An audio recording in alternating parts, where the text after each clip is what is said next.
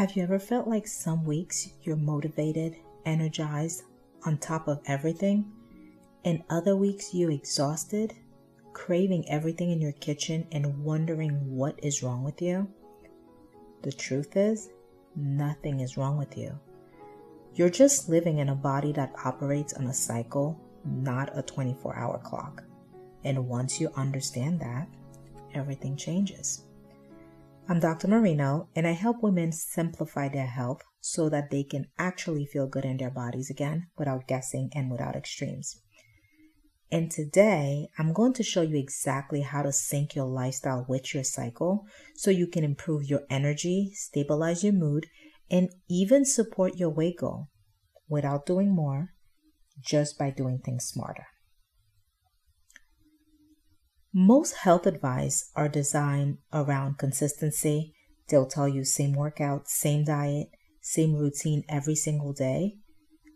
But the reality is that women are not built that way. We operate on roughly a 20-day hormonal cycle, and those hormonal shifts will affect your energy, your metabolism, your cravings, your mood, and even your motivation. So if you're trying to push through the same routine every day, you're actually working against your body half the time. And that's why some weeks may feel easy and others, they may feel almost impossible. Cycle syncing is about aligning your lifestyle with those natural shifts. So instead of forcing your body, you're working with it. And before you think that this is just another wellness trend, let's be clear, cycle syncing is not about perfection. It's not about rigid rules, and it's not about trying to inconvenience your body. It's about using your biology as a roadmap, especially when you're juggling work, motherhood, relationships, and of course, the invisible workload that never seems to end. So let's break this down in a way that's actually simple and realistic. There are 4 phases when we talk about our hormonal and menstrual cycle.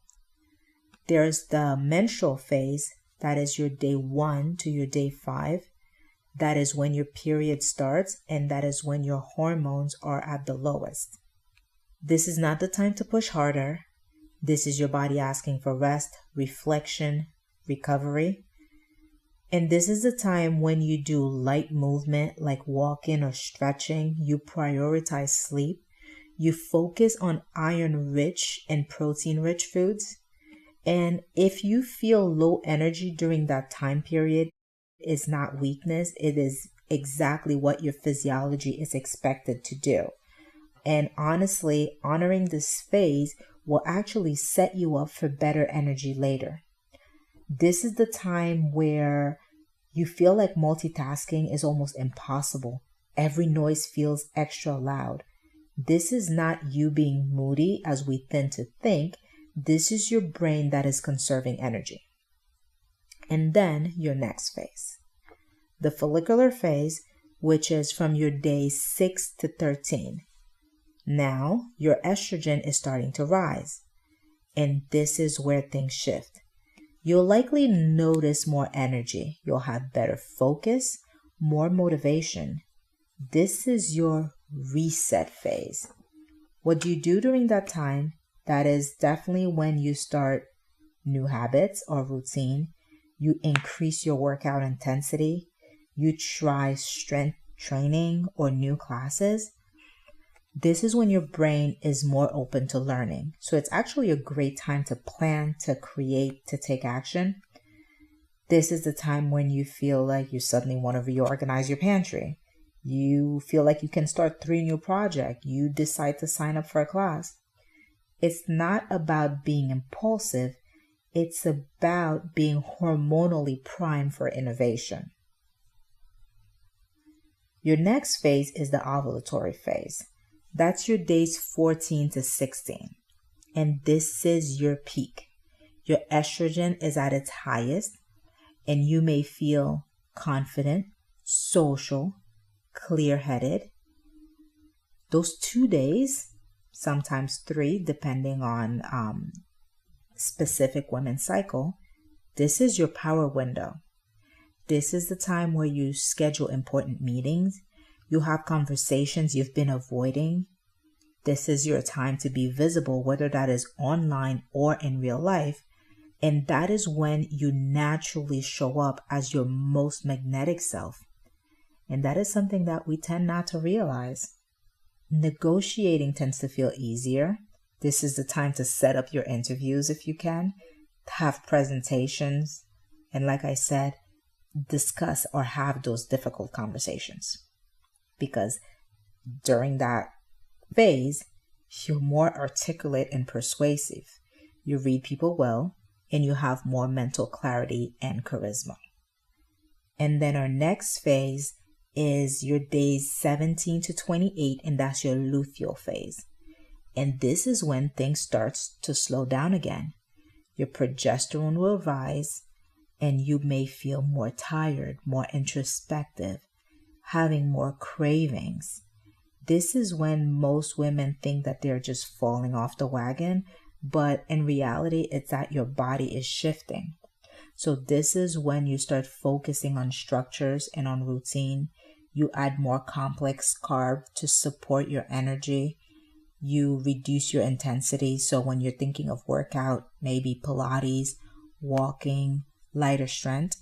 And most importantly, this is the time when you want to give yourself more grace, because when you push too hard in this phase, this is when we have more of the burnout. Now I want to talk about a couple of mistakes that women tend to do. This is where we tend to go wrong. Number 1, you do the same workout every day. Your body does not respond the same way every week, so your workouts technically shouldn't either. Number 2, you fighting your cravings instead of understanding them. In your luteal phase, your body actually needs more energy. So by ignoring that, it will actually backfire.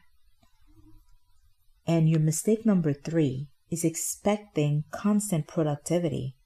You're not meant to feel the same every day, and holding yourself to that standard is going to create frustration. So, and more importantly, once you understand your pattern, you're going to stop blaming yourself and you will start adjusting your strategies. So, what I want to make very simple is that this conversation today is not for the intent of making a full 180 on your life overnight.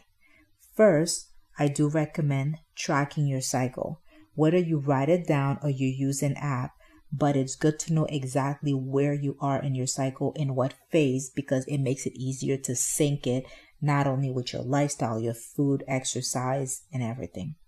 And then start noticing patterns, start writing them down, kind of like a cycle diary. When do you feel more energized versus when do you have more cravings?